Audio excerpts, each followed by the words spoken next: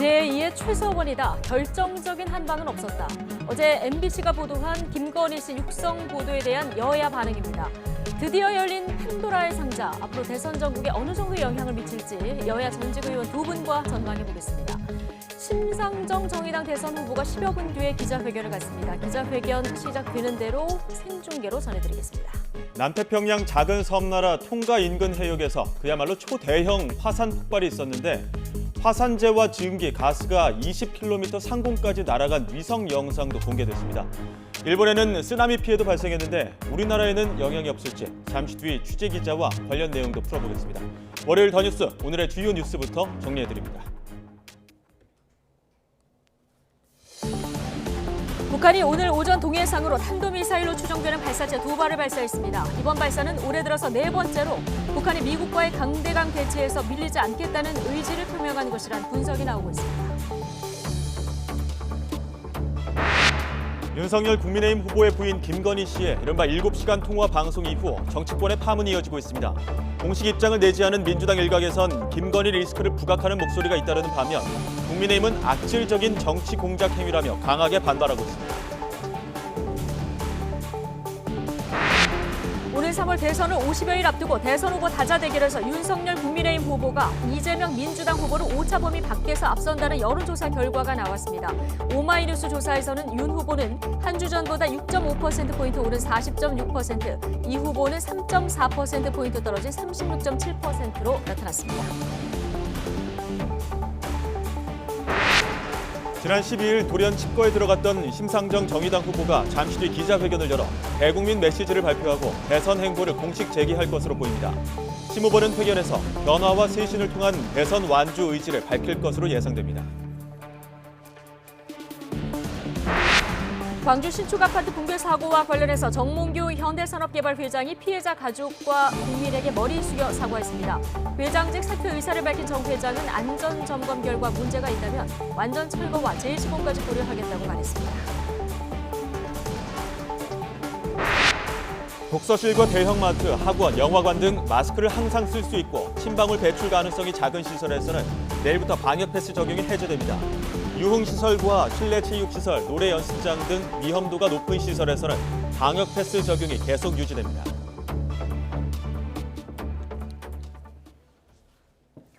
네, 국민의힘 윤석열 대선 후보 배우자 김건희 씨의 이른바 7시간 통화방송 뒤 여야 공방이 거세지고 있습니다. 국민의힘은 악질적인 정치 공작이라면서 거세게 반발했고 민주당은 보도 내용보다는 국민의힘의 대응 태도를 비판하는 데 주력하고 있습니다. 네, 오후에 양당 대선 후보들이 한자리에 모이는 만큼 더욱 관심이 쏠리고 있습니다. 국회 취재기자 연결합니다. 송재인 기자. 네, 국회입니다. 네, 자, 민주당과 국민의힘 양당 모두 김건희 씨의 이른바 7시간 통화방송에 대한 공식 입장을 내놨죠? 네, 그렇습니다. 더 적극적인 대응에 나선 건 국민의힘입니다. 권영세 선대본부장은 아침 회의에서 언론이라고 부르기도 민망한 친여 매체 기자가 대선 후보 배우자와의 사적 대화를 불법 녹음하고 이를 방송사가 방영한 건 단순한 불공정을 넘어 악질적인 정치 공작 행위라고 강하게 비판했습니다. 직접 들어보겠습니다. 또다시 더 비열하고 더 악랄한 정치 관음증을 악용한 후보 배우자에게 씻을 수 없는 주홍글씨의 낙인을 찍어서 이재명 후보자의 형수 욕설 테이프와 배우자 김혜경 씨와 관련된 사항들도 당연히 방송을 해서 국민들께서 균형 잡힌 판단을 하도록 해야 합니다. 방송 다음 날 국민의힘이 이렇게 공세 수위를 높이고 있는 건 방송 내용에 결정적인 한방은 없었다며 내심 안도하는 분위기와도 맞닿아 있다는 분석입니다. 반면 민주당은 보도된 김 씨의 발언 자체에 대해 직접적인 공세에 나서지는 않는 분위기입니다. 이재명 후보는 어제에 이어 오늘도 구체적인 언급은 피했는데 직접 들어보시죠. 그 문제에 대한 저 개인적인 관심보다는 우리 국민들의 민생과 경제에 더 관심과 기울일 생각입니다. 국민의 먹고 사는 문제, 경제, 민생, 또 이 나라의 운명과 미래만큼 중요한 일이 어디 있겠습니까? 민주당은 당 차원에서도 방송 내용 자체보다는 국민의힘의 대응을 비판하는 데 주력하고 있습니다. 김우영 대변인은 브리핑에서 뭐가 문제인지 모르겠다는 이준석 대표의 인식에 경악했다며 국민의힘은 대선 후보 배우자 문제조차 제대로 살피지 못하는 당이냐고 공세를 폈습니다. 다만 개별 인사 차원에서는 이른바 김건희 리스크를 부각하는 발언이 나왔는데 들어보겠습니다. 김건희 리스크 이렇게 말씀드렸는데요. 사실은 어찌 보면 이제 최신술의 기시감이 든다. 최신술 시즌 2 아니냐. 네, 이런 가운데 대선 후보들이 오늘 오후에 한자리에 모이죠. 네, 이재명 후보와 윤석열 후보, 여기에 국민의당 안철수 후보까지 오늘 오후 4시 반 같은 행사에 참석합니다. 서울 광화문 프레스센터에서 열리는 재경 대구 경북인 신년 교례회 행사인데요. 앞서 말씀드린 김건희 씨 7시간 통화 방송의 파문이 이어지고 있는 만큼 여야 대선 후보들이 만나는 자리에 더욱 관심이 쏠릴 수밖에 없습니다. 우선 여야 후보들은 행사에서 TK 지역과의 인연을 강조하면서 표심을 자극할 것으로 보입니다. 이에 앞서 이재명 후보는 청년 간호사들과 만나 간담회를 진행했고 윤석열 후보는 불교 행사에 참석합니다. 대선을 50여일 남기고 대선 판세도 출렁이고 있는 만큼 두 후보는 각각 표심 구애를 이어갈 것으로 보입니다. 네, 정의당 심상정 대선 후보 오늘 대선 레이스에 공식 복귀하지 않습니까? 네, 그렇습니다. 선거 상황을 심각하게 받아들인다는 말과 함께 칩거를 이어갔던 정의당 심상정 대선 후보가 잠시 뒤 대국민 기자회견과 함께 복귀합니다. 숙고의 시간 동안 고민한 점들과 향후 선거운동 방향 등을 제시할 것으로 보입니다. 진보 정치 현실을 진단하고 국민 기대에 제대로 부응하지 못한 데 책임을 밝히면서 향후 쇄신 방향도 밝힐 예정인데요. 또 직후 선거운동 일정을 바로 재개하면서 기자회견에서 밝힌 쇄신 방향을 행보를 통해 직접 증명하겠다는 계획입니다. YTN은 잠시 뒤 심 후보의 기자회견을 생중계로 전해드릴 예정입니다. 지금까지 국회에서 YTN 송재인입니다. 오늘 3월 대선을 50여일 앞두고 다자 대결에서 국민의힘 윤석열 후보가 더불어민주당 이재명 후보를 오차범위 밖에서 앞선다는 여론조사 결과가 나왔습니다.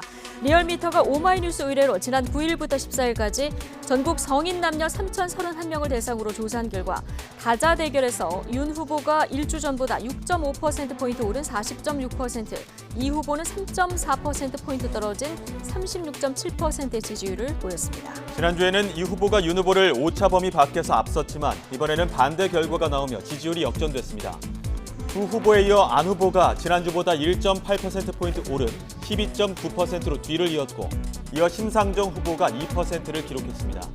전체 질문지 등 자세한 내용은 리얼미터나 중앙선거 여론조사심의위원회 홈페이지를 참조하면 됩니다. 네, 추미애 전 법무부 장관은 국민의힘 윤석열 후보 배우자 김건희 씨의 7시간 통화 녹취 보도와 관련해서 보수 정당이 다시 한 여인에게 완벽하게 접수돼 선거를 조종당하고 있다고 비난했습니다. 추 전 장관은 SNS 메시지에서 윤석열 후보를 커튼 뒤에서 조정하는 김건희 씨는 마구 내지르는 최순실보다 훨씬 은근하고 영악하다면서 이같이 적었습니다. 또 윤 후보가 공정과 상식을 들먹인 것도 이번 선거를 조국의 선거로 몰고 가겠다는 김 씨의 배후 조종이 작용했을 수 있고 미투는 돈이 없어서 문제가 된 거라는 김 씨 언급에는 실소를 금할 수 없다고 비판했습니다. 선거대책본부에 윤석열 후보와 친분이 있는 무속인이 고문으로 임명됐다는 보도가 나오자 국민의힘이 사실이 아니라고 밝혔습니다. 국민의힘 공보단은 보도자료를 통해 보도에 거론된 전모 씨가 고문으로 임명된 적도 없고 무속인도 아니라며 이같이 밝혔습니다. 또 전모 씨가 선대본부 네트워크위원회에 몇 번 드나든 적은 있지만 일정, 메시지, 인사 등에 개입할 여지가 전혀 없었다고 해명했습니다.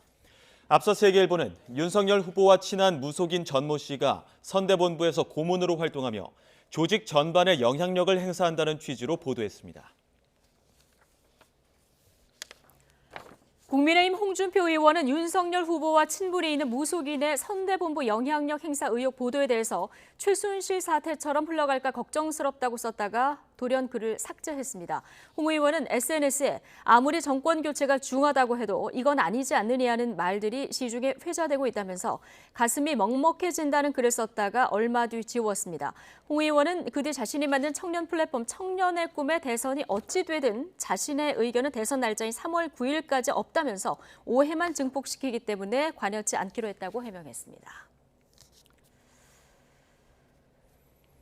네, 자, 앞서 나흘 동안 대선 일정을 중단하고 숙고에 들어갔던 정의당 심상정 후보가 지금 기자회견을 통해서 앞으로의 선거 방향에 대한 생각을 밝힙니다. 네, 변화와 쇄신을 통한 대선 완주 의지를 밝히는 자리가 될 것으로 보이는데요.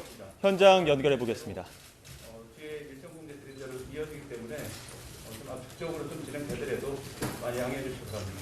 그러면 바로 심상정 대통령 후보 국민 여러분께 드리는 말씀 시작하도록 하겠습니다.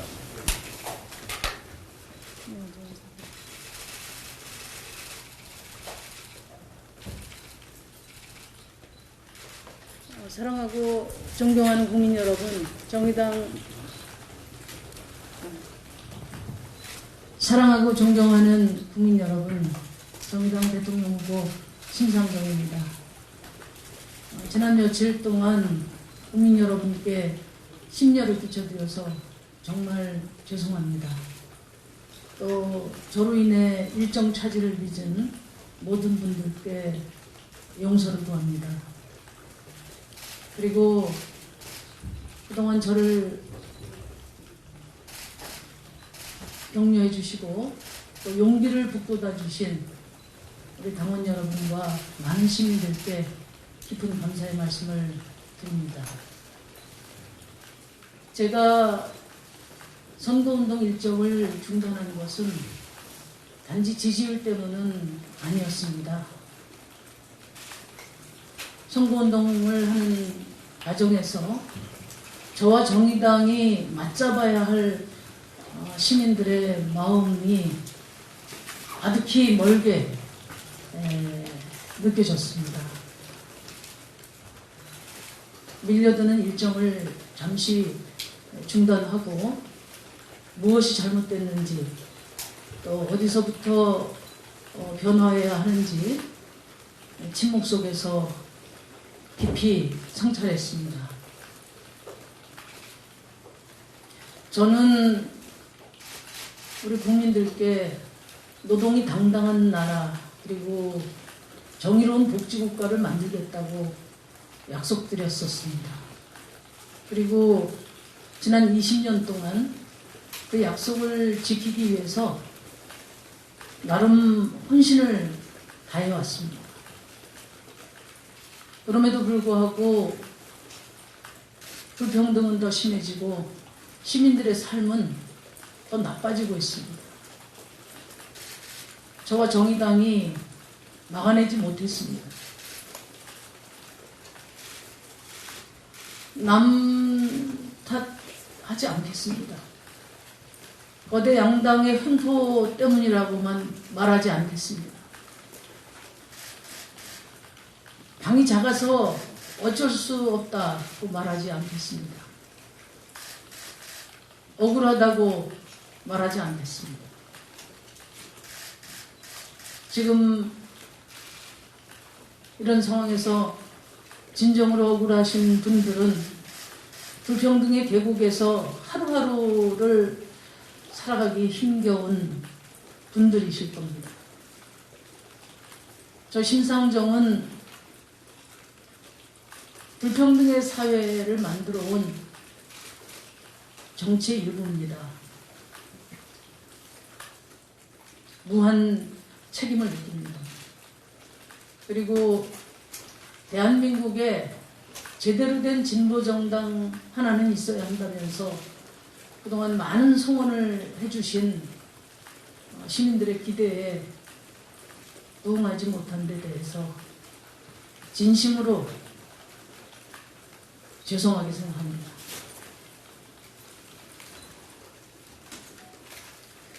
저는 사회적 약자들과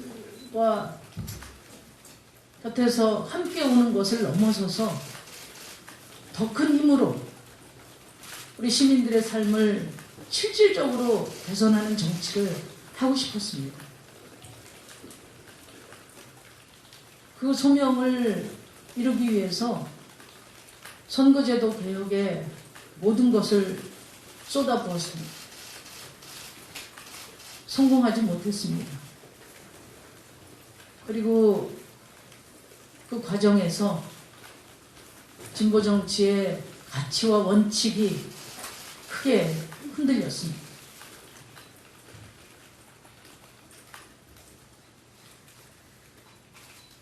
그 뼈아픈 저의 오판에 대해 겸허하게 인정합니다.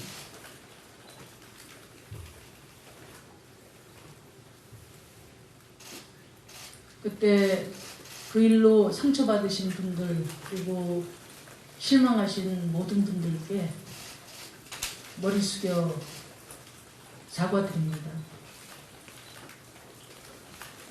그리고 저 심상정은 분명히 약속드립니다. 더욱 깊어지고 있는 불평등과 또 더욱 공고화되고 있는 기득권의 현실 앞에서 사회적 약자들의 삶을 지키기 위해 정의당의 역할은 더 절실해지고 있다고 생각합니다. 그 길이 아무리 고되고 어렵더라도 끝까지 포기하지 않겠습니다.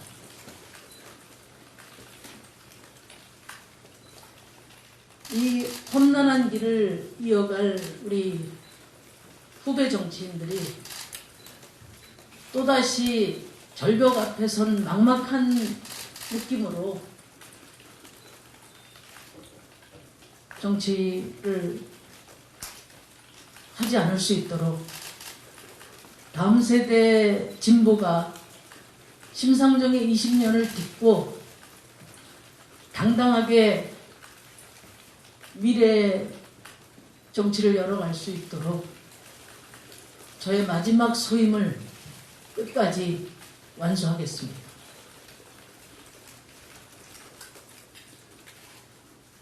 존경하고 사랑하는 국민 여러분. 네, 심상정 정의당 대선 후보의 기자회견 내용 듣고 오셨습니다. 지지율 때문에 선거운동을 중단한 것은 아니고 뼈아픈 오판에 대해서 겸허하게 인정한다. 자, 이런 내용이 있었습니다. 오늘 회견을 기점으로 공식 활동을 좀 재개할 것으로 보이는데요. 관련 내용은 2부 전국 대담에서 좀 여파 분석해 보도록 하겠습니다.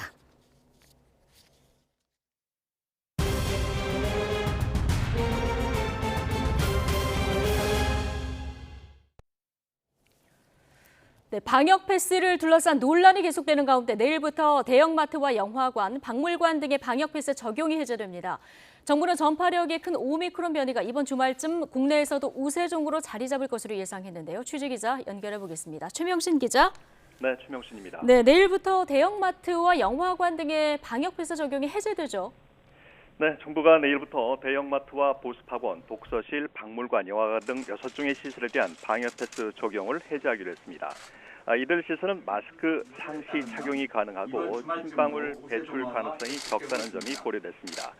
정부는 지금은 방역 패스를 확대했던 지난해 12월에 비해 유행 규모가 감소하고 의료 여력이 커졌다면서 위험도가 낮은 시설의 방역 패스를 완화할 필요가 있고 법원의 상반된 판결로 지역 간 혼선도 발생하고 있어 정비가 필요하다고 설명했습니다. 이번에 해제된 시설 이외에 유흥시설과 실내체육시설, 노래연습장, 식당, 카페 등 위험도가 높은 11종의 시설은 방역 패스가 계속 유지됩니다. 정부는 또 청소년에 대한 방역 패스 적용은 계속 추진하겠다고 밝혔습니다. 12세에서 18세 사이 청소년의 경우 확진자 수가 감소하고 있지만 전체 확진자 가운데 비중이 25% 이상을 유지하고 있는 만큼 방역 패스가 필요하다고 강조했습니다. 청소년에게 방역 패스가 확대되면 오늘 3월부터는 12세에서 18세 청소년도 식당과 카페 등에 출입하기 위해선 코로나19 백신 접종을 완료한 뒤 2주가 지나야만 합니다. 네, 자, 일요일은 어제 하루 발생한 확진자 현황은 어떻습니까? 네, 오늘 0시 기준 코로나19 신규 환자는 3,859명입니다. 검사 건수가 줄어드는 휴일 영향으로 전날보다 330여 명 넘게 줄면서 엿새 만에 3,000명대로 떨어졌습니다.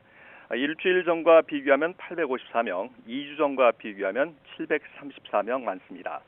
해외 유입 역시 전날보다 73명 줄긴 했지만 20일째 세 자릿수를 기록하고 있습니다. 감소세로 접어들던 신규 환자 수가 다시 늘고 있는 점이 주목되는데요. 오미크론 변이가 빠른 속도로 확산하면서 환자 수도 증가세로 돌아선 것으로 보입니다. 정부는 지난주 국내 오미크론 변이 검출률이 26.7%로 직전주 12.5%의 2배를 넘었으며 특히 해외 유입 확진자 가운데 94.7%가 오미크론 감염으로 분석됐다고 설명했습니다. 이어 오미크론 변이가 주한미군 등 외국인 집단 감염을 통해 경기도와 호남권에서 빠르게 확산하고 있다면서 이번 주말쯤 감염의 50% 이상을 차지하는 우세종이 될 것으로 예측했습니다. 위중증 환자는 579명으로 54일 만에 500명대로 내려왔습니다. 위중증 환자 수가 감소하면서 최대 90%에 근접했던 수도권 중환자 병상 가동률은 30%대 초반까지 떨어지며 안정을 되찾았습니다. 수도권 중환자 전담 병상 가동률은 전날보다 1.9%포인트 높아진 33.6%, 전국 중환자 병상 가동률은 0.5%포인트 높아진 32.3%입니다. 사망자는 하루 사이 23명 늘어 누적 6,333명이 됐습니다. 지금까지 사회부에서 YTN 최명순입니다. 네, 정부가 5살에서 11살 어린이에 대해서도 다음 달까지 접종 계획을 마련하기로 했습니다. 앞으로 코로나19 확진자가 늘면 동네 내과나 이비인후과에서도 진료하겠다는 계획도 세웠는데요. 백신 접종과는 위탁 의료기관 현장 연결해 보겠습니다. 자, 이준엽 기자. 네, 서울 옥수동에 있는 이비인후과에 나와 있습니다. 예, 자, 접종 현장 분위기부터 좀 전해주실까요? 네, 지금 병원은 점심 휴식 시간입니다. 오늘 오전에만 이곳에서 20명이 3차 접종을 받았는데요. 오늘 병원에서 50여 명이 백신 접종을 맞을 예정이라고 합니다. 나이대는 20대에서 60대까지 다양한데요. 지금까지 3차 접종을 마친 사람은 오늘 자정 기준 전체의 45.5%에 이릅니다. 정부는 지난 14일 오미크론 등 변이 확산에 막기 위해서 최대한 미접종자를 줄이겠다는 계획을 발표했는데요. 3차 접종뿐만 아니라 지금 한창인 12살에서 17살 청소년 접종을 계속해서 독려하겠다는 입장입니다. 또 다음 달에는 5살에서 11살 어린이의 백신 접종 계획을 마련하기로 했는데요. 미국, 스위스, 브라질, 아일랜드, 말레이시아 등 소아용 코로나19 백신을 허가한 나라들 사례를 살펴보고 있습니다. 한국의 5살에서 11살 나이대는 300만 명 정도인데요. 식약처는 소아용 백신을 허가할지 아직 결론을 내리지 않았습니다. 정부는 식약처 허가가 떨어지면 소아용 백신 도입 시기나 물량 계획도 구체적으로 세울 방침입니다. 네, 코로나19 대응에 동네 병원 참여도 앞으로 늘린다고요? 네, 정부는 일일 확진자 7,000명이 넘어가면 비상 계획을 발동한다는 방침인데요. 앞으로 그렇게 되면 이곳 같은 의원급, 그러니까 동네 이비인후과나 아니면 내과에서도 코로나19 관련 진료를 보게 됩니다. 수요가 폭증할 때는 코로나19 검사 기능도 나눠 맡게 됩니다. 기존에는 선별진료소에서 PCR 검사를 받는 게 주된 방식이었다면요. 이제는 위험군이 아니면 동네 병원이나 의원에서 30분 안에 결과가 나오는 신속 항원 검사를 먼저 하는 방식으로 보완한다는 겁니다. 만일 신속 항원 검사에서 양성이 나오면 PCR 검사를 다시 해서 확진 여부를 최종 판단하게 됩니다. 또 지금까지 정부의 방역 정책은 확진자가 나오면 동선을 낱낱이 추적해 밀접 접촉자를 모두 격리하는 방식이었는데요. 오미크론이 우세종으로 자리 잡으면 이제 역학조사는 앱에 스스로 동선을 입력하는 방식으로 바뀌게 됩니다. 대신 60세 이상을 비롯한 고위험군만 역학조사해 집중 관리하겠다는 방침입니다. 지금까지 서울 옥수동에 있는 이비인후과 앞에서 YTN 이준엽입니다.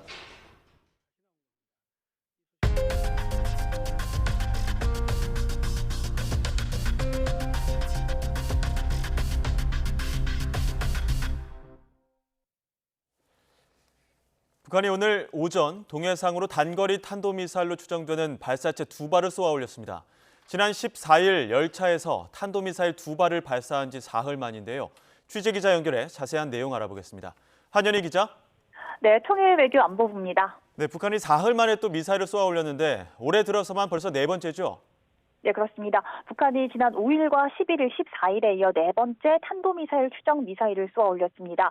지난 14일 열차에서 단거리 탄도미사일을 쏘아 올린 지 불과 사흘 만입니다. 합참은 북한이 오늘 오전 평양시 순안 비행장 일대에서 동북쪽 동해상으로 단거리 탄도미사일로 추정되는 발사체 2발을 발사했다고 밝혔습니다. 또 이번에 발사한 발사체의 비행 거리는 약 380km, 고도는 약 42km로 탐지했고 세부 지원 국무원은 한미 정보당국이 정밀 분석하고 있다고 설명했습니다. 그러면서 현재 추가 발사에 대비해서 관련 동향을 추적 감시하면서 대비 태세를 유지하고 있다고 덧붙였습니다. 앞서 북한은 지난 5일 자강도 일대에서 동해상으로 극초음속 미사일이라고 주장한 탄도미사일 한 발을 발사했습니다. 이후 지난 11일 또다시 극초음속 미사일이라고 주장하는 탄도미사일을 한 발 더 발사했고 최종 시험에 성공했다고 밝힌 바 있습니다. 또 지난 14일에는 미국의 신규 대북 제재에 더 강력하고 분명하게 반응할 것이라는 규탄 담화를 낸 지 8시간여 만에 열차에서 탄도미사일 2발을 쏘아 올렸습니다. 이후 오늘 새해 들어 벌써 4번째 무력 시위에 나선 건데요. 전문가들은 오늘 미사일 발사 역시 북한이 미국의 강대강 대치에서 밀리지 않겠다는 명확한 의지를 표명한 것으로 분석하고 있습니다. 북한은 자신들의 이딴 미사일 발사를 국방력 강화의 일환이라고 포장하면서도 대외 선전 매체를 통해 우리 측의 야외 혹한기 훈련과 해외 훈련 참가 등에 대해서는 무분별한 군사적 망동이라고 비난하면서 이중적 기조를 이어가고 있습니다. 지금까지 통일외교안보부에서 YTN 한현입니다. 국경을 전면 닫아 걸었던 북한이 다시 물자 이동을 시작한 모습이 포착됐습니다. 어제 중국에 도착한 북한 화물열차가 오늘 아침 일찍 북한으로 돌아갔는데요. 오늘 추가로 화물열차 한 편이 중국 단둥에 도착했습니다. 관련 소식 중국 베이징 연결해 알아보겠습니다. 강성웅 특파원. 네, 베이징입니다. 네, 어제 단둥에 왔던 열차 오늘 몇 시쯤 북한으로 돌아간 거죠? 오늘 오전 7시 반쯤 비교적 좀 이른 시간입니다. 단둥역을 출발해서 압록강 철교를 지나서 북한 신의주로 되돌아갔습니다. 약 22시간 만에 귀환을 한 건데요. 짐이 실린 채 단둥에 그동안 대기 중이었던 화물열차를 동력차로 연결해서 바로 끌고 간 걸로 보입니다. 어제 단둥에 들어온 이 빈 화물열차는 방역을 위해서 소독을 먼저 마치고 나서 나중에 다시 짐을 실을 것으로 보입니다. 그런데 단둥 현지 소식통은 오늘 아침 8시 반쯤에 북한의 화물열차가 추가로 단둥역에 들어왔다 이렇게 말했습니다. 하나가 나갔고 하나가 다시 들어왔다는 얘기입니다. 이 소식통은 열차 편성은 어제처럼 화물칸 위주로 돼 있었는데 열차 대수는 어제보다 조금 적은 것 같다 이렇게 말했습니다. 첫 화물열차가 들어간 지 약 1시간 뒤에 두 번째 열차가 압록강 철교를 건너서 어제처럼 다시 넘어온 건데 물자 수송이 당분간 활발하게 이루어질 것임을 보여주고 있습니다. 네, 당분간 하루에 한두 번씩 열차가 다닐 것이라는 예상도 나왔었는데 예상대로 진행되는 모습이죠? 네, 현재로서는 그렇습니다. 앞으로 일정 기간 동안 매일 10량에서 20량 정도의 화물열차가 북한으로 들어갈 걸로 보입니다. 북한으로 반입되는 물품은 주로 밀가루, 식용유, 이런 식료품과 의약품 등으로 추정이 됩니다. 2년 정도 국경을 봉쇄한 북한에 긴급히 필요한 생필품 같은 건데요. 아마도 수입보다는 중국의 원조 물품일 가능성이 있어 보입니다. 북한은 중국 물품이 들어오면 국경 인근에 있는 의주 방역장에서 최소한 10일, 또 길게는 2달 정도 소독을 하고 나서 이 내부에 전달할 것으로 예상이 됩니다. 이렇게 해서 압록강 철교의 화물열차 통행이 문제없이 진행이 되면 북한과 중국은 신압록강 대교의 개통도 추진할 것으로 알려졌습니다. 이 신압록강 대교는 왕복 4차선의 이런 현대식 교량인데 이렇기 때문에 만약에 개통이 되면 북중 간의 물동량이 굉장히 빨리 늘어날 수 있습니다. 최근 북미 관계가 다시 강대강 대치 국면으로 가고 있는 가운데 북한과 중국은 더 밀착하는 이런 양상이 전개되고 있습니다. 지금까지 베이징에서 YTN 강성웅입니다. 광주 아파트 외벽 붕괴 사고와 관련해 시공사인 HDC 현대산업개발 정몽규 회장이 대국민 사과를 했습니다. 또 지난해에 이어 또 대형 사고가 발생한 데 대해 책임을 통감한다며 회장직에서 사퇴하겠다고 밝혔습니다. 사고 아파트 완전 철거와 재시공 가능성도 언급했는데 현장에 나가 있는 취재기자 연결하겠습니다. 조태현 기자. 네, 경제우입니다. 네, 기자회견 내용 자세히 전해주시죠. 네, 정몽규 HDC 그룹 회장이 오늘 오전 10시에 기자회견을 열고 광주 아파트 외벽 붕괴 사고와 관련해 대국민 사과를 했습니다. 정 회장은 최근 광주에서 발생한 2건의 사고로 아파트 안전과 회사에 대한 신뢰가 땅에 떨어졌다며 죄송하고 참담한 마음을 금할 길이 없다고 밝혔습니다. 정 회장의 말입니다. 광주 사고 피해자와 가족 그리고 국민 여러분께 머리 숙여 깊이 사죄드립니다. 이어 지금까지 있었던 두 건에 대한 책임을 통과하면서 현대산업개발 회장직에서 물러나겠다고 밝혔습니다. 다만 HDC 그룹 대주주로서의 책무는 다하겠다고 말했는데요. 지주사 회장직은 유지하겠다는 뜻으로 보입니다. 향후 대책도 발표했습니다. 먼저 정부기관과 힘을 합쳐 사고 현장을 안전하게 관리하면서 실종된 분들을 구조하는 데 더 총력을 기울이겠다고 밝혔습니다. 이어 안전점검을 진행해 문제가 있다면 분양계약 해지는 물론이고 아파트 완전 철거와 재시공 방안까지도 고려하겠다고 언급했습니다. 이 내용도 들어보시죠. 안전점검에 대해서 문제가 있다면 수분양제에 대한 계약 해지는 물론 아파트 완전 철거와 재시공 방안까지도 고려하겠습니다.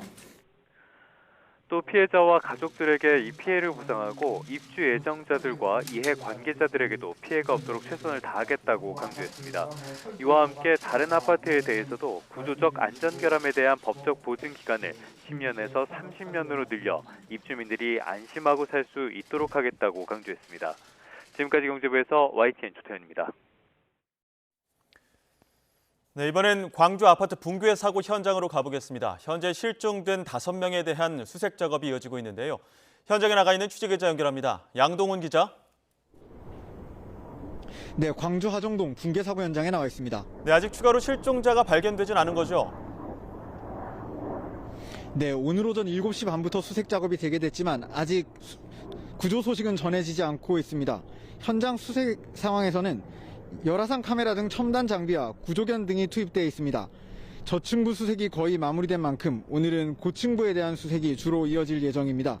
하지만 건물 내부 곳곳에 균열이 생겼고 기존 타워 크레인이나 잔해들의 추락 위험이 있어서 어려움을 겪고 있습니다. 구조당국은 오전 10시에 수색 방안 대책 회의를 열고 현장 점검도 진행했습니다. 붕괴 위험이 있는 타워 크레인 해체 작업은 오늘부터 본격적으로 시작해 오는 21일쯤 마무리될 전망입니다. 해체 작업에 투입될 1,200톤 규모의 대형 크레인이 설치됐고 작업을 지원할 보조 크레인도 투입될 예정입니다.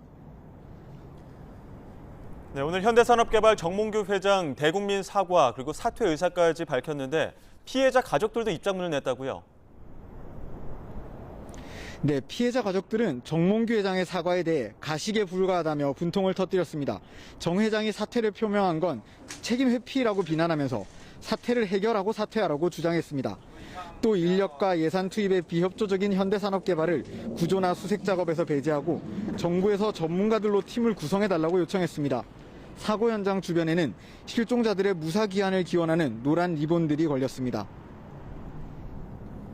네, 부실 시공 관련해서도 조금씩 속도를 내고 있지 않습니까? 네, 경찰은 오늘 오전 사고 공사 현장에 콘크리트를 납품한 광주와 전남 지역 납품업체 10곳을 압수수색했습니다. 압수수색에서 확보한 자료들을 통해서 현장에서 사용되는 콘크리트 품질에 문제가 있었는지, 납품 내역 등이 제대로 기재되어 있는지 등을 확인해 부실 시공 여부를 밝혀나갈 방침입니다. 또 경찰은 콘크리트 타설 과정에서 불법 재하도급 정황이 있다는 의혹에 대해서도 수사를 이어가고 있습니다. 실제 현대산업개발과 타설 작업 하도급 계약을 맺은 전문 업체가 아니라 장비 대여 업체가 타설 작업을 진행한 사실이 수사 과정에서 드러났습니다. 경찰은 현재 수색 작업이 진행되고 있어 수사의 속도를 내기 어렵다고 밝혔는데요. 수색을 방해하지 않는 범위 안에서 관련 수사를 이어가겠다고 설명했습니다. 시공 관련 업체 관계자들에 대한 참고인 조사 등 부실 시공 관련 수사도 점차 속도를 낼 거로 보입니다. 지금까지 광주 하정동 붕괴 사고 현장에서 YTN 양동훈입니다.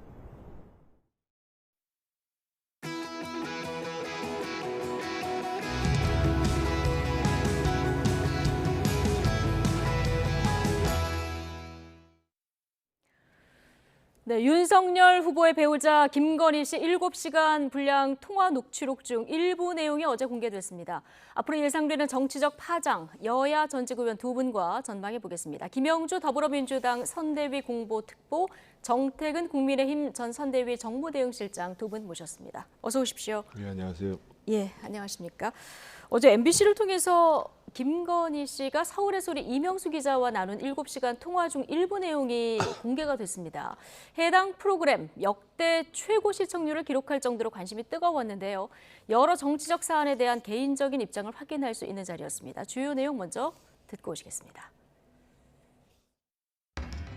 조국 수사를 그렇게 크게 펼칠 게 아닌데 이제 너무 조국 수사를 너무 많이 이렇게 공격을 했지 검찰을. 그래서 검찰하고 이렇게 싸움이 된 거지.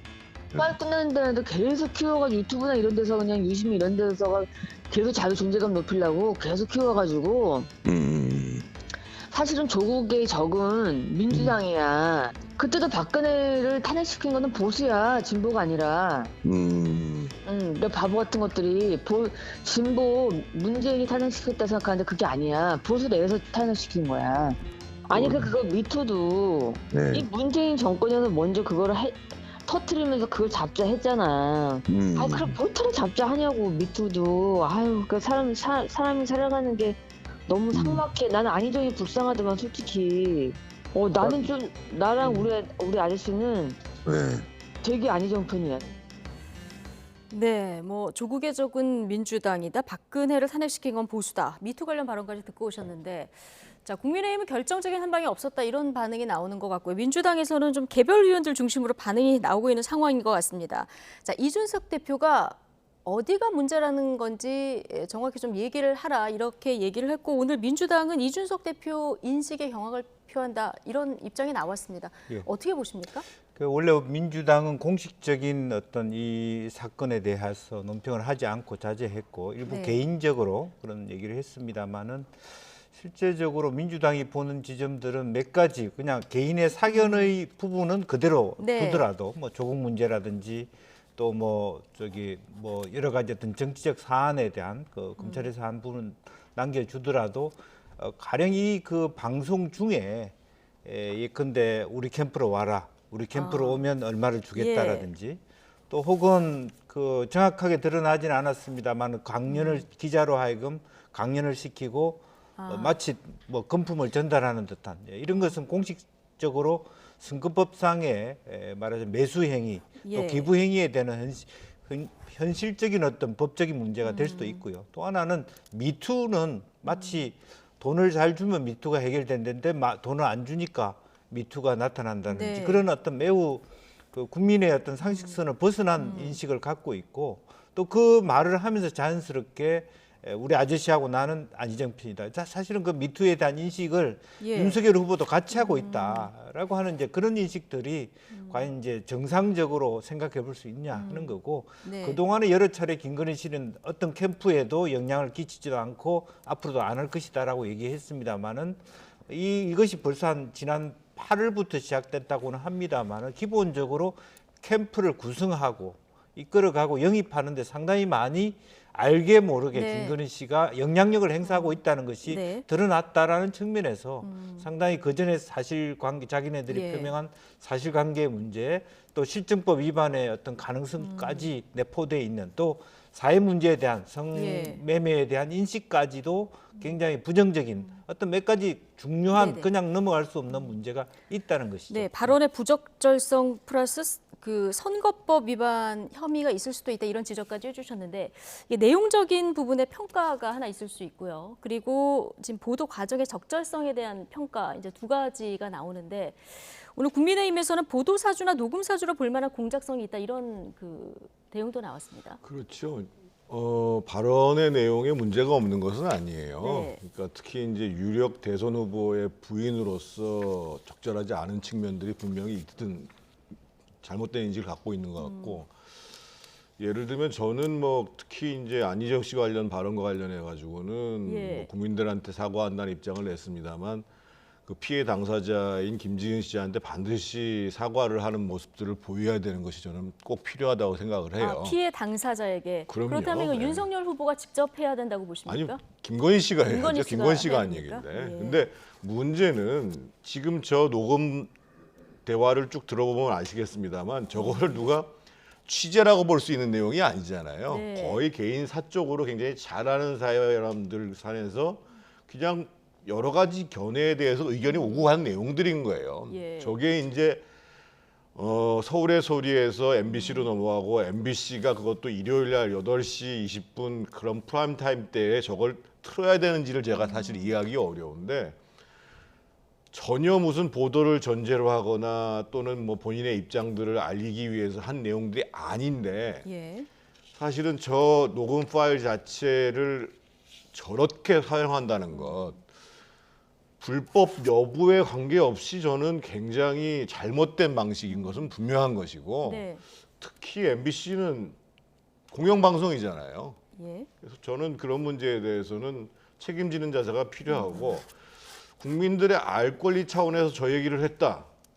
그러면 사적인 대화 문제와 관련해 가지고는 가장 국민들이 관심사 중에 하나가 이재명 후보의 그 소위 형수와의 욕설 대화잖아요.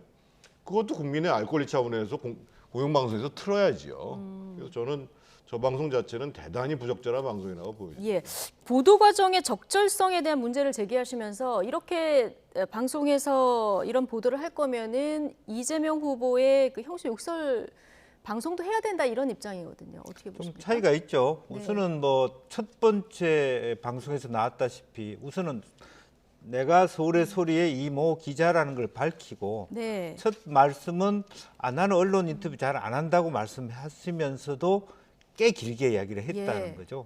사실관계를 밝혔다라고 하는 거. 기자라는 인식을 알면서 물론 이 본인은 어떤 기자임에도 불구하고 좀 더 가까운 사이로 해서 우리 캠프에 영입하고 싶고 좋은 영향력을 행사하고 싶었는지는 모르겠으나 기본적으로 첫 단추에서 기자라는 걸 인식을 하고 있잖아요. 네. 또 방송 윤리나 뭐 언론 윤리는 있습니다만은 사실은 저희들도 똑같이 아마 느끼겠습니다만 국회의원 당시에 소위 속된 말로 낚였다 그런 네. 말을 쓰지만 기자들한테 낚였던 적도 여러 번 있단 말이죠. 그것은 어쩔 수 없이 예를 들어서 저도 17대 국회 모 언론에서 이렇게 물었습니다. 그동안에 한미 관계만 중심으로 했는데 앞으로는 어떤 관계를 잘했으면 좋겠습니까? 제가 예. 중국 이렇게 답을 했더니 그다음 신문에서 이렇게 나왔습니다.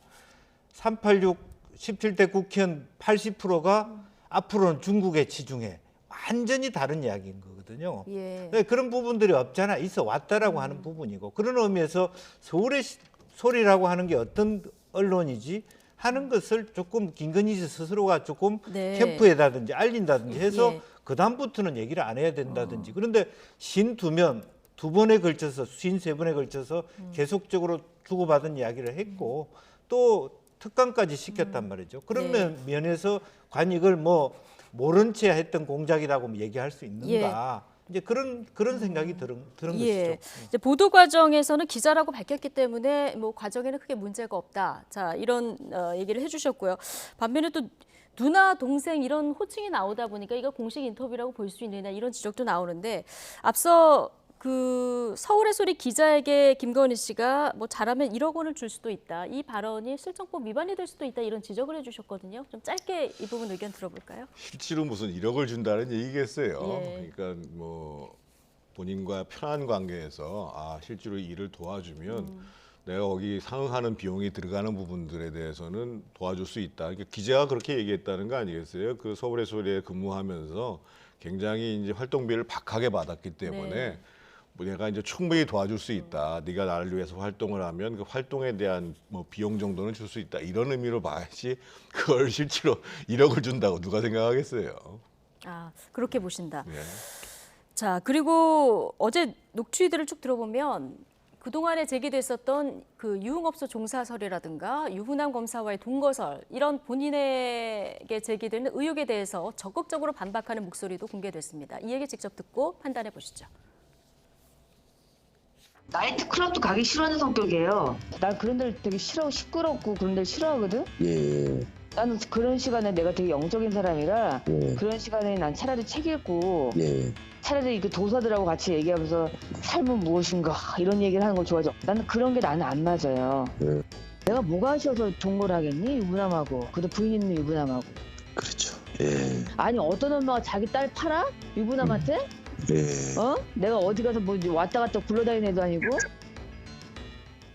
네, 굉장히 적극적으로 이제 얘기하는 부분 듣고 오셨는데 오히려 본인에 대한 개인 의혹은 정말 적극적으로 깔끔히 해소하는 기회가 됐다 이런 평가도 나와요. 어떻게 보십니까? 저는 그게 동의할 수가 없습니다. 동의할 수 없다. 예. 근데 이제 유발 하라리가 사피엔스라는 책을 통해서 인간에 대한 얘기를 했죠. 예. 인간은 그림을 그릴 수 있기 때문에 만물의 영장이 되었다. 스토리, 픽션, 허구 아닙니까? 본인에 대해서는 이렇게 이명수 기자하고 얘기를 하면서 자연스럽게 자기의 부정적인 측면을 덮거나 해명하려고 했거든요. 그 말 그대로 저는 다 안 믿는다고 하는 얘기가 아니라 거짓말일 수도 있다는 거죠. 그 예. 통해서 이제 그렇기 때문에 그렇게 말했기 때문에 저건 다 사실이다 말하기는 어렵다.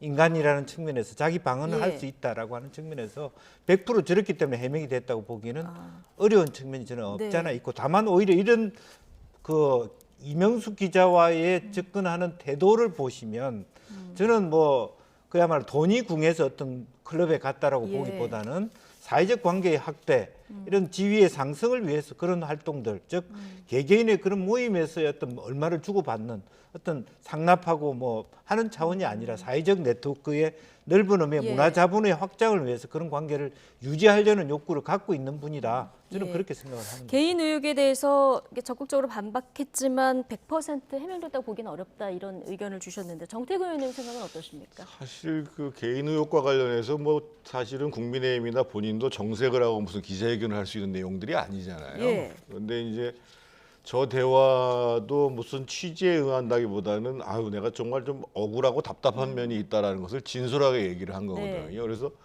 저 문제에 대해서는 아마 어제 음성을 들으신 국민들 입장에서 보면 아 김건희 씨 얘기가 맞겠구나. 네. 정말 뭐 전혀 각색 없이 자신의 솔직한 얘기를 한 것이 아닌가 이렇게 전달됐을 거라고 보여집니다. 예, 방송될 걸 몰랐기 때문에 그럼요. 시청자분들이 보신 분들이 그렇게 판단할 것이다.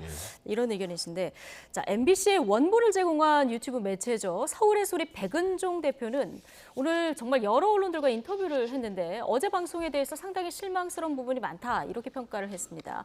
백은종 대표의 인터뷰 그리고 서울의 소리에서 직접 공개한 내용까지 같이 듣고 오시죠. 제가 보기에는 전체 맥락이 덜 단둘 게 아니라 상당히 중요한 부분이 빠졌다. 그 부분을 뺀 부분이 저는 의아하다. 제가 괜히 MBC 측에 줬나 이런 생각도 드는데 뭐 MBC 측에서 그렇게 보도했더라도 저희는 걱정 안 하고요. 저희도 충분히 요즘에는 SNS를 통해서 유튜브를 통해서 보도할 그런 방법들이 있기 때문에 이 분량이 굉장히 많으니까 차후에 천천히 또 이렇게 보도하도록 하겠습니다. 가만히 있었으면 좋고 그냥 정경심도 그냥 좀 가만히 있고 좀 이렇게 그냥 이렇게 구속 안 되고 좀 이렇게 넘어갈 수 있었거든. 네. 그 조용히만 좀 넘어가면 그렇게 하려고 했는데 그렇게 해도 충분히 할 걸.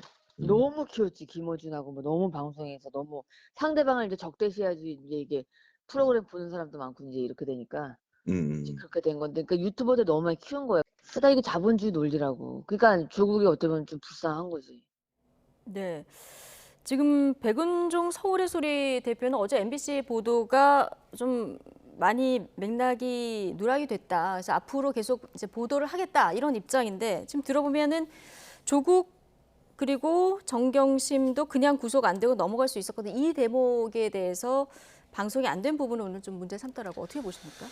글쎄요, 뭐 백은종 씨의 의중, 어떤 의식이 나름대로 어떤 자기 나름대로 생각하는 사명감과 방식하고 어쨌든 MBC라고 하는 공적 언론 기관이 가지고 있는 그 잣대하고 다를 수 있다고 보여지고요.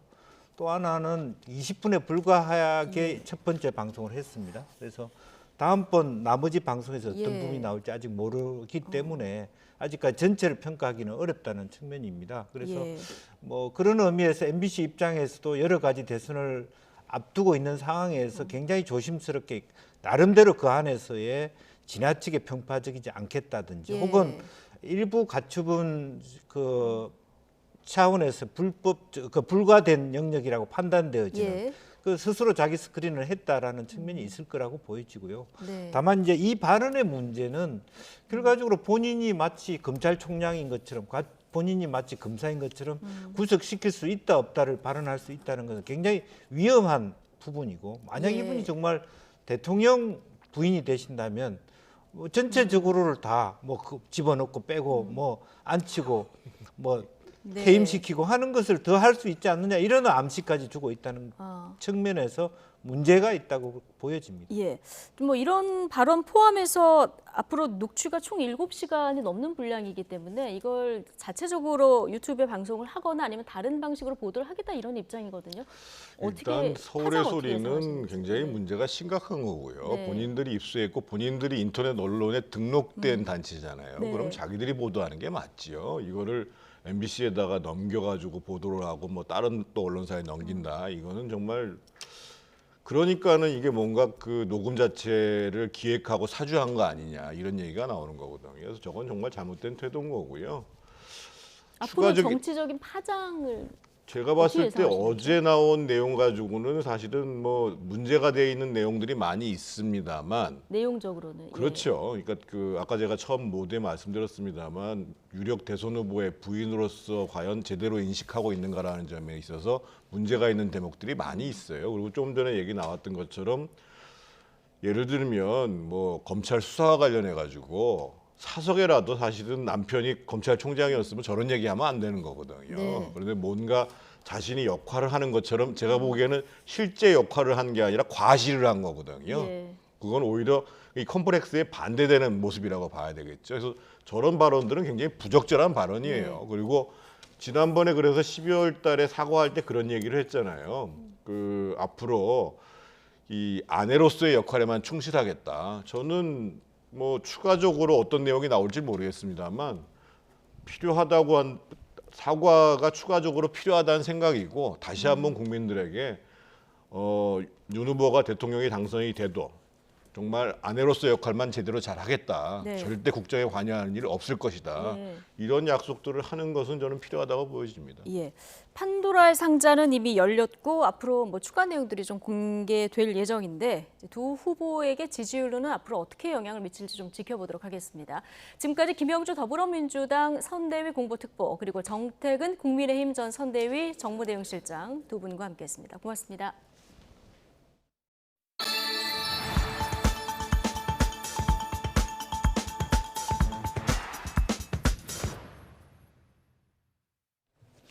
네, 코로나19 장기화로 버리는 시원치 않은데 설을 앞두고 지금 장바구니 물가는 계속 치솟고 있죠.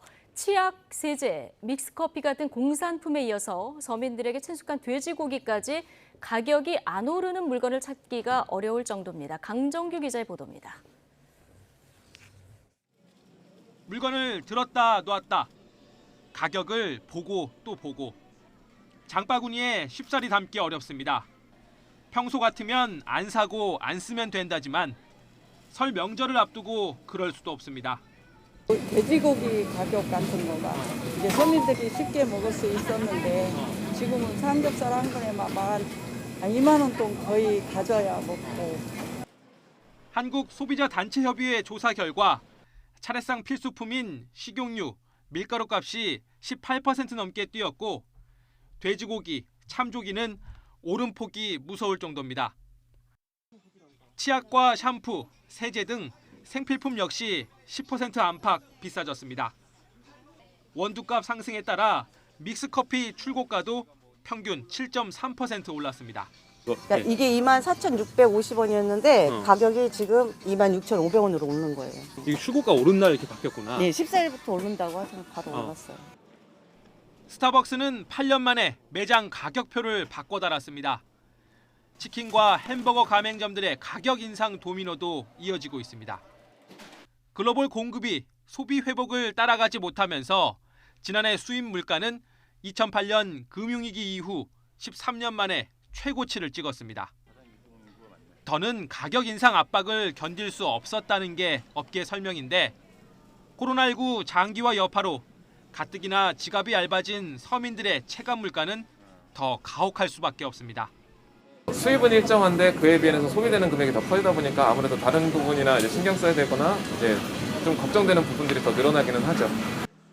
정부는 설 전에 농수산품 비축 물량을 풀고 기준금리도 코로나 이전 수준으로 끌어올렸지만 소비자 물가 상승률이 언제 3% 아래로 내려올진 가늠하기 어렵습니다. YTN 강정규입니다. 네, 어제 남태평양 통가 인근에서 해저 화산이 폭발하며 일본에는 쓰나미 경보가 내려졌습니다. 태평양 인근 국가에서 피해가 잇따랐는데 다행히 우리나라에는 별다른 영향이 없었습니다. 취재 기자와 함께 해저 화산과 쓰나미 관계에 대해서 알아보겠습니다. 문화생활과학부 김진두 기자 나와 있습니다. 어서 오십시오. 네, 안녕하세요. 일단 먼저 어제 해저 화산 폭발, 1000년에 한 번 나올 수준이다 이런 얘기가 있었는데 어떤 네. 정도입니까? 무척 강력했고요. 초대형 화산이라고 볼 수가 있습니다. 그런데 그 바깥으로 노출돼 있는 화산이 아니라 해저, 그러니까 바다 깊숙이에 있던 화산이 폭발한 겁니다. 폭발한 지역은 통가 지역인데 통가기로는 잘 모르겠는데 피지 바로 옆에 있는 나라입니다. 그리고 뉴질랜드의 북서쪽에 있는 나라입니다. 통가의 수도에서 약 북쪽으로 68km 떨어진 해역에서 해저 화산이 강력하게 폭발했습니다. 폭발한 시기는 토요일 자정 가까운 시각이고요. 그 영향이 미친 게 일요일 오전에 대부분 태평양 연안 국가에 미쳤기 때문에 일요일 날 굉장히 큰 뉴스가 됐습니다. 보시면 위치를 보시면 아시겠지만 통가가 뉴질랜드 약간 서쪽에 보이고요. 그리고 그 위에 피지가 보이고 그러니까 남태평양 섬나라 국가 중에 한 곳이다라고 보시면 되겠습니다. 이 바다 밑에 그러니까 해저에서 터졌는데 그렇죠. 바닷물을 뚫고 화산재 이런 것들이 상공 20km까지 올라갔다고 하더라고요. 그렇습니다. 그리고 또 해저 화산 폭발한 후에 일본으로 쓰나미 경보도 발령이 됐다고 하는데 네. 어떤 관계가 있는 겁니까? 보통 그 해저 화산 같은 경우에 쓰나미 경보까지 내려지기는 상당히 이례적입니다. 보통 쓰나미라고 하는 해일 같은 경우 지진에서 많이 일어납니다. 보시는 것처럼 해저에 있는 지각이 아래쪽으로 탁 쳐져버리는 게 지진이거든요. 그렇게 쳐질 때 같이 물도 밑으로 쳐져버립니다. 출렁하는 형태가 일어나기 때문에 거기서부터 발생한 높은 해일이 점점 더 전파가 되면서 해안까지 영향을 주는 게 지진 해일, 지진 쓰나미입니다. 그런데 이번 건은 해저에 있는 화산이 폭발했거든요. 그 화산재가 상공 20km까지 올라갔습니다. 그러니까 굉장히 강력한 화산이 폭발했는데 그 해일의 높이는 지진보다는 높진 않습니다. 약한 정도의 해일이 발생하는데 그래서 주변 국가에는 통가에는 큰 피해가 줬지만 그 주변의 피지나 아니면 다른 뉴질랜드나 이런 쪽에는 별다른 피해가 없었습니다. 그런데 문제는 뭐냐면 이 화산으로 인한 쓰나미는 음파를 동반합니다. 굉장히 강력한 음향이 나오거든요. 그 음파가 해일 파도와 같이 퍼지면서 어느 순간에 굉장히 먼 거리를 이동을 했을 때 그때 파도와 합쳐지면서 조금 더 강한 해일로 발생한 겁니다. 그래서 이 가까운 지역에 있는 피지나 뉴질랜드 별다른 피해가 없었습니다만은 일본 그리고 미국 같은 경우에 해안가에 쓰나미 경보가 내려졌고요. 또 칠레, 10,000km 떨어진 칠레에서도 높은 파도가 일면서 2명이 익사하는 사고까지 발생했습니다. 이 좀 가까운 쪽보다 조금 멀리 있는 쪽에서 피해가 잇따랐다고 그렇죠. 말씀해 주셨는데 태평양을 둘러싸고 일본이나 필리핀, 호주 이쪽으로는 지금 피해 사례들이 말씀하신 것들이 있는 거죠? 그쪽에서는 높은 파도가 발생을 했는데 아주 높은 파도는 아닙니다만은 1.2m, 그러니까 해의 높이가 1.2m 정도가 관측이 됐습니다. 보시면 그 화산이 폭발하고 나서 일본까지 도달하는 시간이 약 12시간 정도 걸립니다. 그 상황에서 일본 같은 경우는 이게 굉장히 먼 곳에서 화산이 폭발했는데 해일이 굉장히 높게 나타날 수 있다라고 해서 해일 쓰나미 경보와 주의보를 해안가에 내렸는데 보시는 것처럼 도달 시간이 12시간 정도 되는데 일본 쪽이 바로 직격탄을 맞은 지역이 오키나와 쪽이나 규슈의 남쪽에 있는 섬 지역 쪽으로는 쓰나미 경보가 내려졌고요. 규슈와 그리고 본주, 홋카이도의 저쪽 태평양을 연한 해안가로는 쓰나미 주의보가 내려졌습니다. 쓰나미 경보와 주의보의 기준이 1.2m 아래면 주의보, 1.2m를 넘으면 경보가 발생이 됐는데 일본의 해안가 쪽은 대부분 경보와 주의보가 다 내려졌고 어선이 전복되는 피해까지 발생할 정도였습니다. 어선이 전복이 되고 또 주민들도 뭐 수만 명, 수십만 명 대피를 했다고 하는데 23만 명에 대한 대피 명령까지 내려졌을 정도니까 일본에 이렇게 쓰나미로 인해서 경보가 내려진 것은 2016년 이후 6년 만이거든요. 후쿠시마 지역에서 규모 7.4의 강진이 일어나서 그렇게 그 쓰나미 경보가 내려진 이후에 6년 만에 일어난 이 쓰나미 경보였고 또 이게 굉장히 멀리 떨어진 일본에서 8,400km 떨어진 남태평양에서 화산이 폭발하면서 일본의 쓰나미 경보가 내려졌기 때문에 굉장히 이례적인 현상으로 받아들여지고 있고 또 피해가 났다라는 점에서 굉장히 이례적입니다. 일본은 그렇게까지 뭐 쓰나미 경보도 내려지고 피신도 가는 상황이 벌어졌었는데 우리나라는 잠잠한 편인 것 같습니다. 일본이 우리나라의 방파제 역할을 합니다. 예. 태평양에서 일어난 해일은 일본을 먼저 거치게 돼 있습니다. 따라서 쓰나미가 발생했을 태평양에서 나타난 쓰나미는 일본을 거쳐서 우리나라에 오기 때문에 별다른 영향이 없습니다. 다만 이번 쓰나미 때도 제주도 해안가 쪽으로는 약간의 수 센티미터 정도, 그러니까 해일파가 덮칠 정도쯤 됐을 때 수 센티미터 정도 파도가 좀 높아졌다라는 보고는 있긴 했습니다만은 우리나라에 직접적인 피해는 없었습니다. 하지만 우리나라가 쓰나미의 안전지대는 아닙니다. 예. 왜냐하면 만일에 일본의 서쪽 해상, 그러니까 우리나라 동해상에서 지진이 나면 우리나라 동해안 직격탄을 맞게 되고요. 예.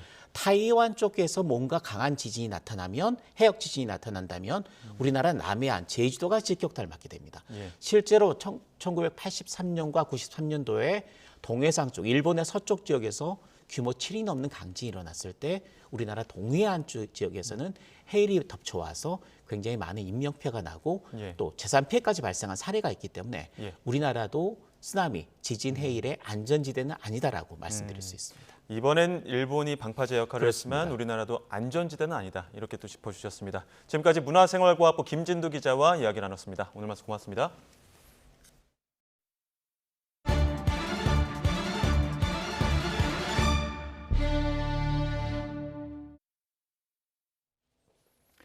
인천의 한 공원에서 반려견을 노린 것으로 추정되는 낚싯바늘 끼운 소시지가 발견돼 경찰이 사실관계를 확인하고 있습니다.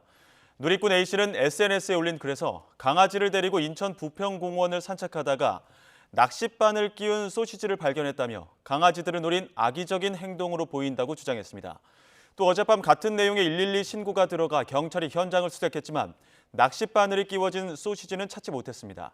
경찰은 해당 글을 올린 A씨에게 연락해 정확한 사실관계 등을 확인할 방침입니다. 프랑스의 고급 브랜드 루이비통이 내년 3월까지 한국 내 시내 면세점 매장을 모두 닫을 것으로 알려졌습니다.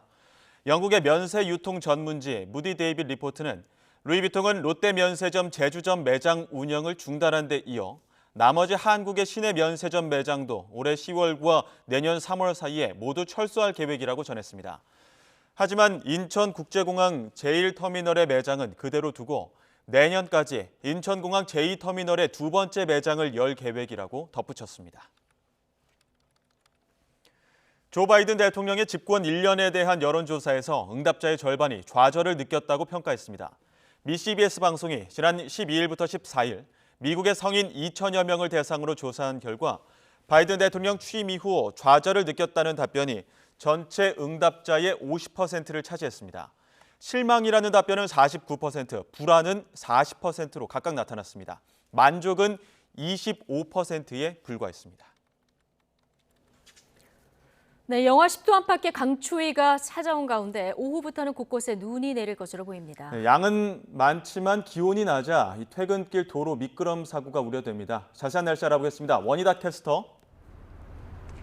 네, 원희다입니다. 네, 지금 서울에도 눈이 시작됐군요. 네, 서울도 조금 전부터 눈이 내리기 시작했습니다. 서울의 눈은 앞으로 2-3시간 정도 더 지속되겠고 눈의 양은 1cm 안팎으로 많지는 않겠습니다. 다만 내린 눈이 얼어붙어 도로 미끄럼 사고가 우려됩니다. 퇴근길 교통안전에 각별히 유의하시기 바랍니다. 현재 레이더 영상 보겠습니다. 서해상에서 눈구름대가 유입되면서 서울 등 내륙으로 조금씩 확대하고 있습니다. 오늘 중서부와 전북, 경북은 저녁까지, 제주도는 오늘 저녁부터 내일 새벽 사이에 눈이 내리겠습니다. 예상되는 눈의 양은 대부분 1cm 안팎으로 많지는 않겠습니다. 경기 북부와 강원의 한파 경보가, 그 밖에 내륙에는 한파 주의보가 내려진 가운데 내일 아침 서울 영하 10도, 춘천 영하 14도, 광주와 부산 영하 5도가 예상됩니다. 내일도 낮 동안에는 찬바람이 불며 종일 춥겠습니다. 서울 영하 1도, 대전 2도, 광주와 울산 4도가 예상됩니다. 이후 이번 주에는 별다른 눈비 소식 없이 대체로 맑은 날씨가 이어지겠습니다.